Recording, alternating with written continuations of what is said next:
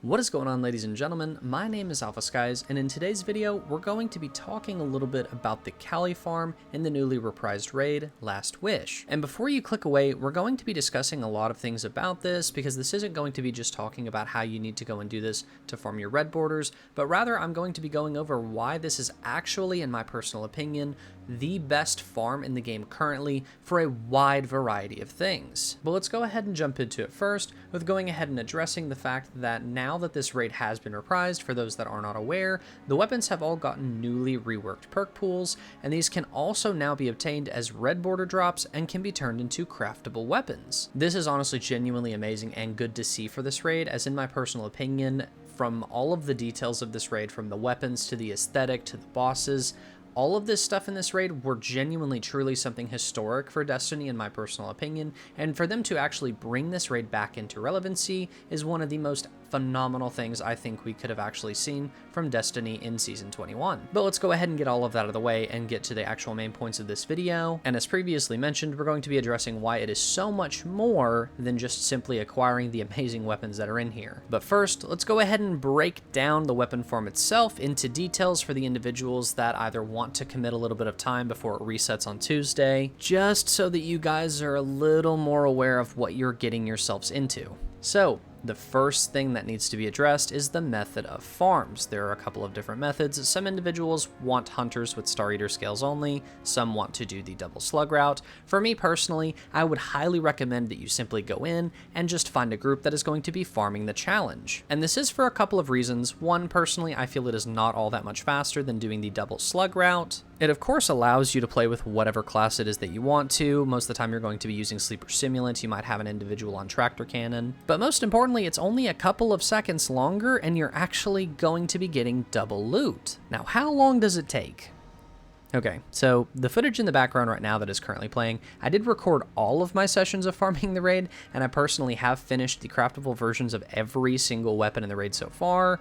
And the footage that is actually playing in the background is going to have to be trimmed down significantly, as this one farming session was a whopping 3 hours and 40 minutes. And now mind you, I did record multiple sessions, and with all of that time that I put into farming collectively for me personally, I honestly think I got shafted a little bit in terms of the RNG rates and stuff. I was definitely below average in terms of acquiring the red borders. I think for me, I actually spent around 8 to 9 hours of just Cali farming for the 5 red borders for every single weapon. So I think it's needless to say that it is going to be quite a bit of a time investment if you are actively seeking all of the craftable versions of the guns. But for the people that are out there that do want to farm these weapons, you do not have to get the craftable versions. Be mindful of the fact that you will be getting an absolute insane amount of weapon drops during this farm, red border or not. And if having those minuscule improvements of the enhanced perks on the gun isn't all that attractive to you, then there's no real incentive for you to have to go try and fetching those red borders. It's perfectly okay just to farm the Godroll versions of the weapons out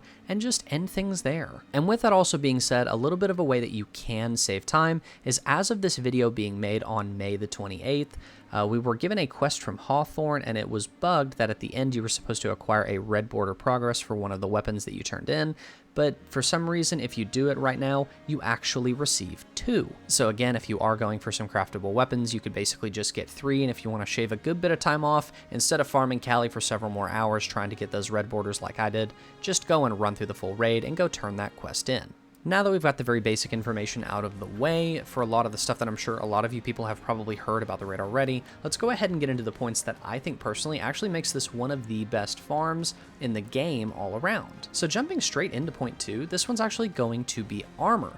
The armor that drops from the raid is stat rolled very high in terms of average, and with all of the armor drops that you're going to be getting from Cali, it's going to be inevitable that amongst the large amount of armor that you get, you're going to be getting some really good rolls. And for the people that have farmed this and had terrible luck getting the armor and stuff like that, I'm sure you're like, no, it's really not that good. It seems like a lot of the armor that you get, vast majority of the time, is pretty bad. But funny enough, this isn't the armor I'm talking about. The actual source of the armor is going to be a little bit of a look back to the last season, and it's going to be with the war table engrams. Now, if you go over to your war table and you take a look at your upgrades from last season, there are 2 in particular that we're going to be focusing on here, the first one being Defiant Armor Focusing and Defiant Sojourner. Defiant Armor Focusing is extremely straightforward. We have seen it for a very long time, and we're going to be seeing it pretty much every single season that we go forward, and that is going to be that when you focus armor specifically, you will be given a high stat roll. But honestly, Defiant Sojourner is going to be a really big MVP here,